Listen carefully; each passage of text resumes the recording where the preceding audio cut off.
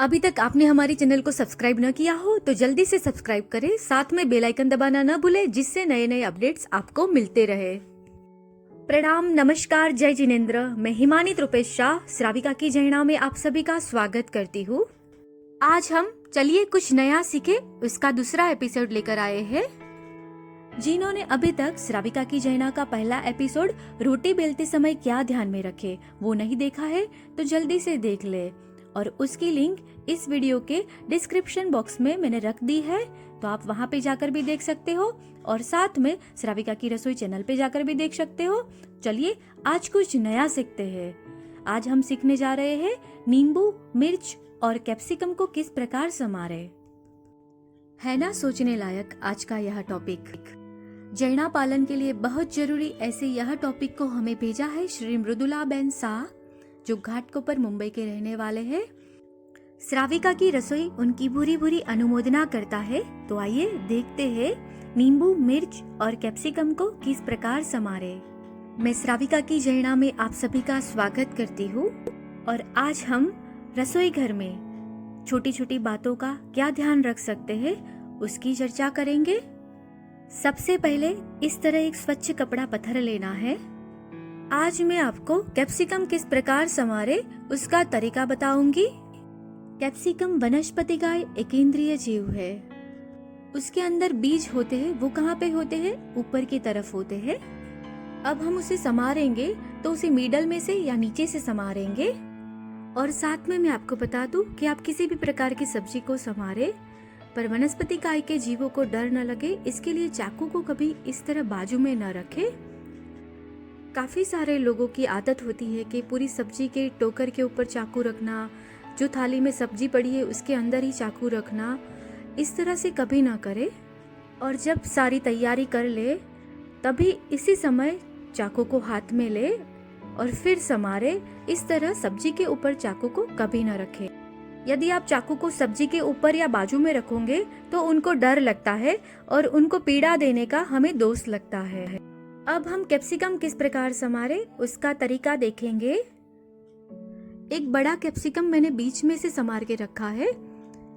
आप देख सकते हो कि नीचे के भाग में कुछ नहीं रहता है और ऊपर के भाग में सारे बीज चले जाते हैं। अब हमारे पास एक छोटा कैप्सिकम है, उसे किस प्रकार संवारेंगे। शायद उसके बीज यहाँ तक भी हो सकते हैं, तो हम नीचे से संवारेंगे उसे। अब हम प्रयत्न करेंगे। देखिए इस प्रकार बस बहुत ही छोटा वाला पार्ट लेना है और संवार लेना है। अब आप देख सकते हो कि इस प्रकार कैप्सिकम संवारने के बाद एक भी बीज नीचे वाले पार्ट में नहीं आया, सभी बीज ऊपर वाले पार्ट में ही है।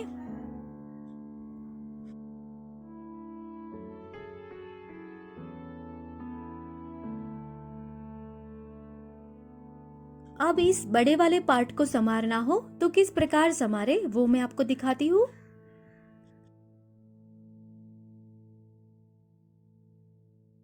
कैप्सिकम में से बीज निकालने के लिए किसी भी साइड को थोड़ा सा चाकू से संवार ले। बस इस प्रकार हल्के हाथों से ही संवारना है और थोड़ा सा ही संवारना है। अब कैप्सिकम इतना सॉफ्ट होता है तो हाथों से हम उसे निकाल सकते हैं। आप देख सकते हो इस प्रकार ही निकालना है, बिल्कुल हल्के हाथों से।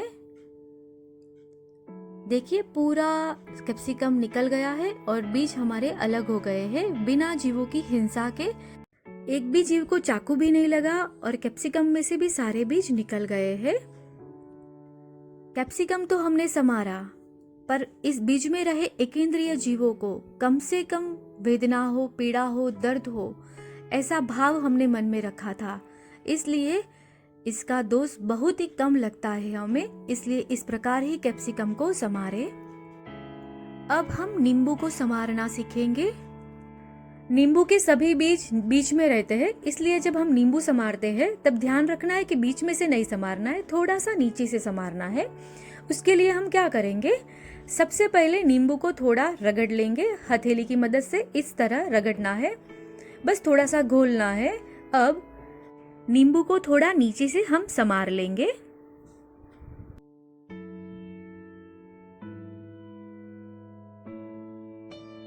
बस इसी प्रकार से थोड़ा नीचे से संवार ले।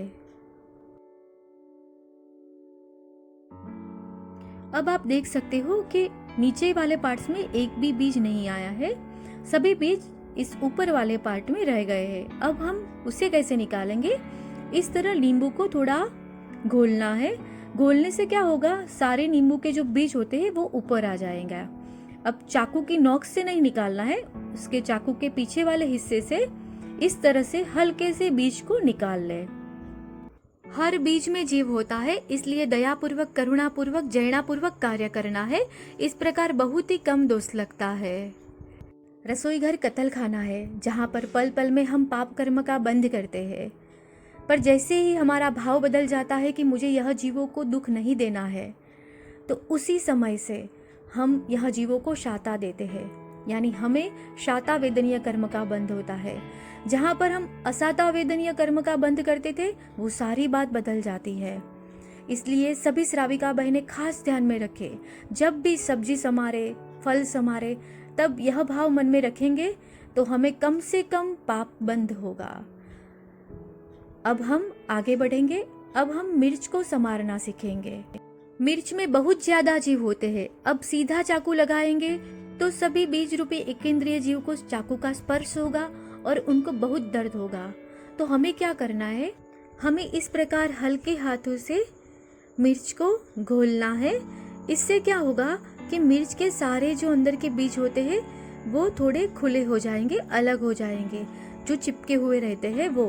अब हल्के हाथों से एक साइड से चाकू से थोड़ा सा समारना है, एक तरफ से थोड़ा सा ही समारना है। आप देख सकोगे कि बिना जीव की हिंसा के सभी बीज इस प्रकार हमें पीछे चाकू के पीछे वाले हिस्से से निकाल लेना है। बस इस तरह हमें ध्यान रखना है और उत्तम श्राविका बनना है। प्रणाम। कैसा लगा आज का यह वीडियो, वो हमें जरूर से बताना, और साथ में आपके पहचान की सभी श्राविका बहनों तक यह वीडियो जरूर से पहुंचाना, जिससे सभी के जीवन में जयना आ सके और हिंसा के बहुत बड़े पाप से बच सके।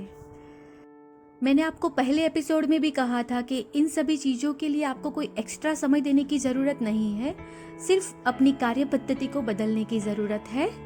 तो चलिए जीवन परिवर्तन करें और जयना के रंगों को जीवन में भरे।